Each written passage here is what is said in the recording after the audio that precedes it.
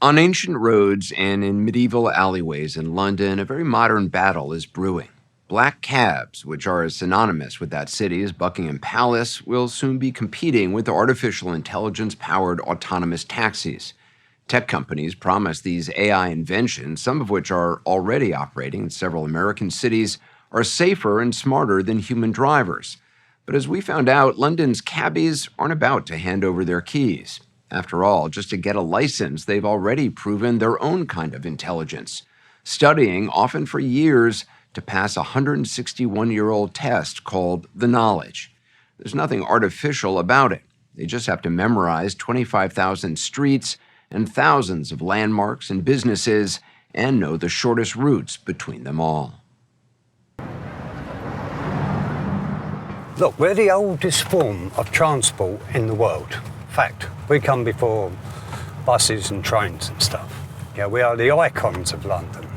If we do a left here, you'll have the Goldsmiths Hall. Tom Scullion has been driving one of London's famous black cabs for the past 34 years. What's the weirdest request you've gotten from a passenger?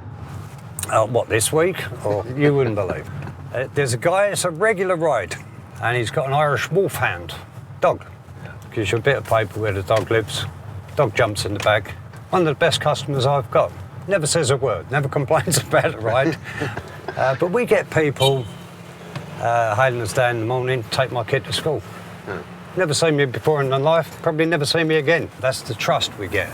The trust and confidence in cabbies here dates back to 1865, when the knowledge exam was first introduced to London's horse-drawn cabmen. Do you have riders testing your knowledge?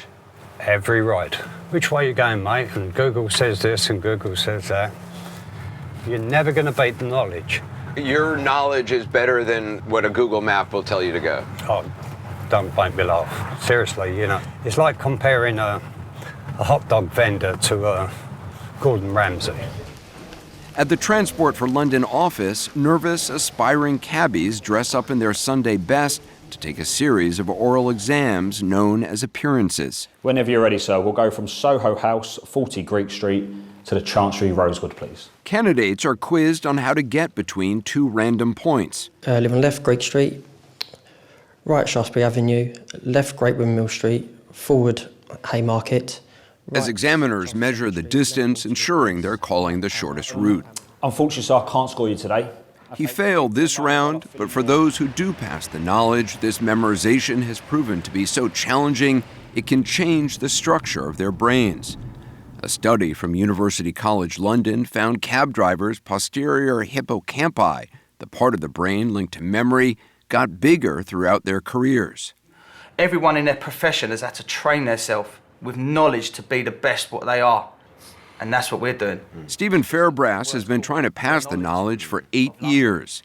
Anshu Moorjani for 5. They showed us the official study guide known as the Blue Book.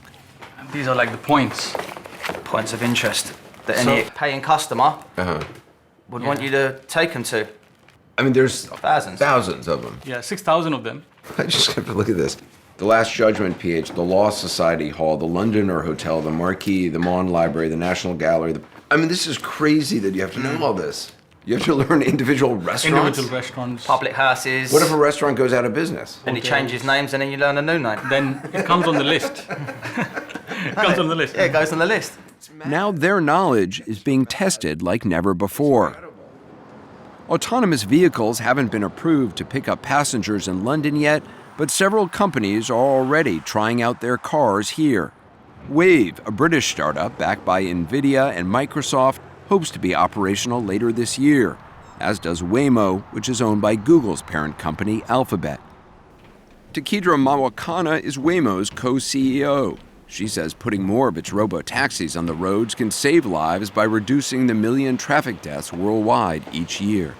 You believe driverless cars are safer than a human-driven vehicle? In the case of Waymo, we actually have the data that shows us that we're 5 times safer than a human driver. Waymo has already made significant inroads in the U.S.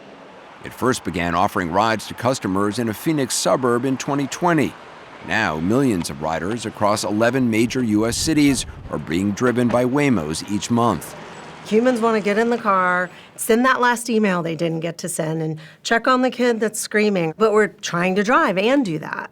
So this really gives you the chance to take care of all of those things and then let the Waymo driver safely get you from point A to point B. You call it a Waymo driver, but there's no driver.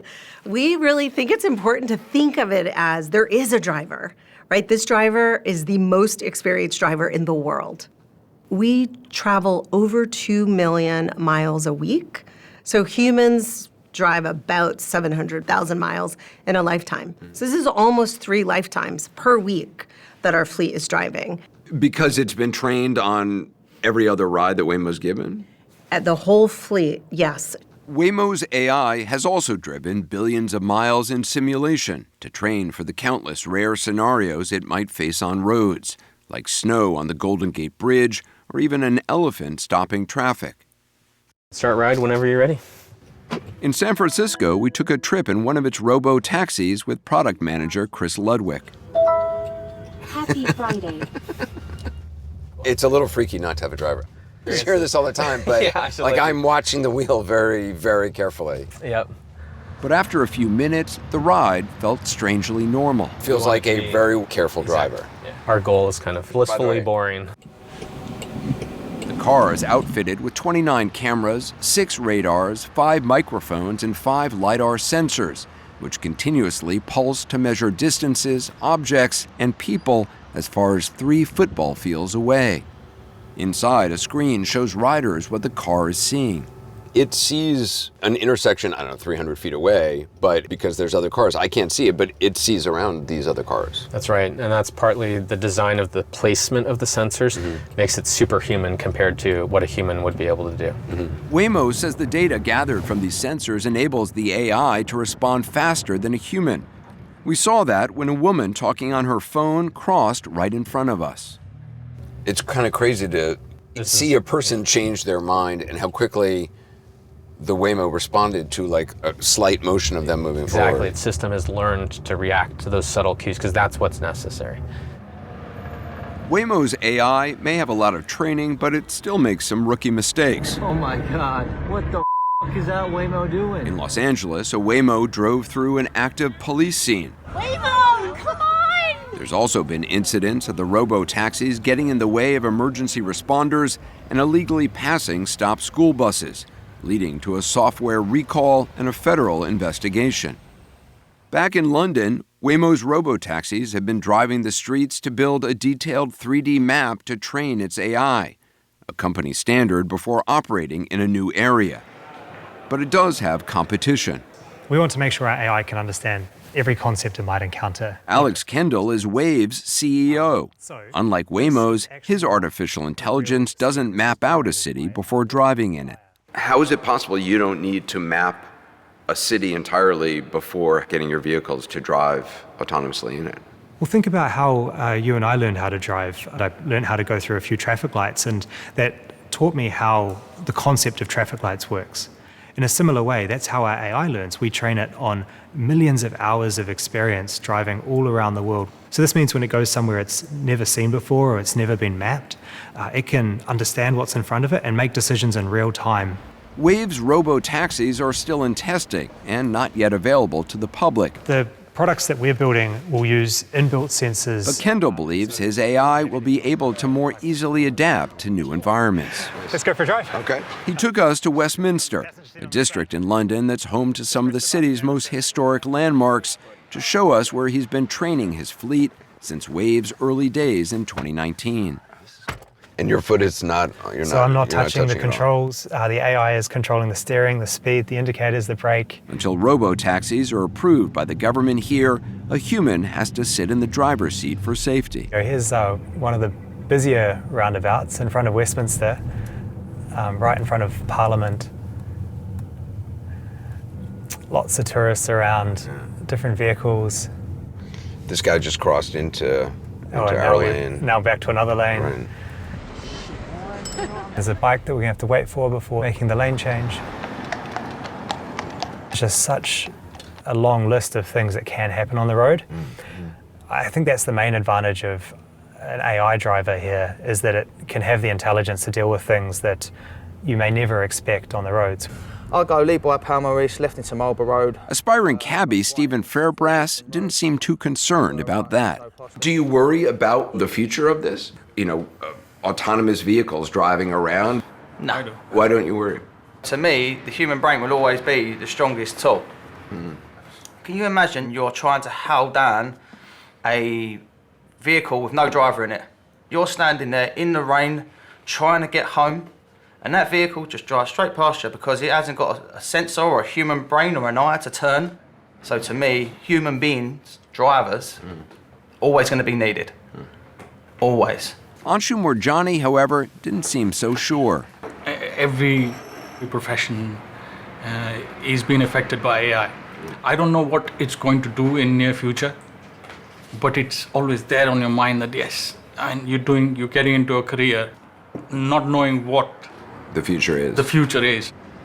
Over the last decade, London's black cab industry has seen a steep decline.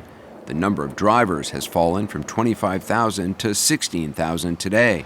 So has their income, as Uber and other ride-hailing companies have been cutting into their business. Mr. Fairbrass. Even so, hundreds still sign up for the knowledge each year. Okay, sir? Hello, sir.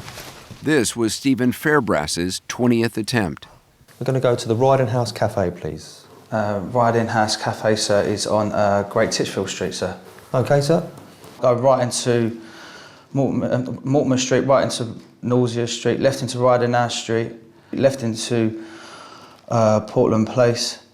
Great Titchfield Street, set down the right. Okay, all right. Sorry, sir. Okay. I can't remember that other name of the after Portland Place. All right, calm down. Okay, deep breaths. Yeah? Fairbrass failed this round and will have to try again. For Anshu Moorjani, this was his 41st try. Run me down to Ladywell Station, please. Leave by Brockley Road, left Adelaide Avenue, Complar Road, leave by Ladywell Road, right Railway Terrace, sit down left. Today, I'm going to score you, okay? Oh, thank you, sir. He passed. Thank you, thank you, thank you, Mr. Moore. Yes, thank you. And just this week, after 5 years of trying, Moorjani finally completed the knowledge and will now earn his license. There's probably some people going to be watching who think, why spend years of your life studying for this exam when you could be Uber drivers much faster? Do you want to drive around in one of them famous cabs out there? Hundreds of years of old of history. It means a lot to people of London. It's like London without the Queen, I'd say. You can't have a London without a king or queen. You can't have London without a black cab. No. Correct. Impossible.